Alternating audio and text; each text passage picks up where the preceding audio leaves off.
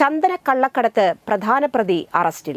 Vellikulangara forest റേഞ്ചിലെ reserve വനത്തിൽ നിന്നും സ്വകാര്യ ഭൂമിയിൽ നിന്നും ചന്ദനമരങ്ങൾ മുറിച്ചുകടത്തി മാഫിയകൾക്ക് വിൽപ്പന നടത്തുന്ന പ്രധാന സൂത്രധാരൻ വീരപ്പൻ ജോയ് എന്നറിയപ്പെടുന്ന ജോയിയെ വനംവകുപ്പ് ഉദ്യോഗസ്ഥർ പിടികൂടി. 2006 മുതൽ കേരളത്തിലെ വിവിധ ജില്ലകളിൽ നിന്നും ചന്ദനക്കടത്തും വന്യജീവി വേട്ടയാടലും നടത്തി വന്നിരുന്ന പുതുശ്ശേരി വീട്ടിൽ ജോയ്ക്ക് അന്തർ സംസ്ഥാന ചന്ദനക്കടത്ത് സംഘവുമായി ബന്ധമുണ്ടോ എന്ന് അന്വേഷിച്ചു വരികയാണ്.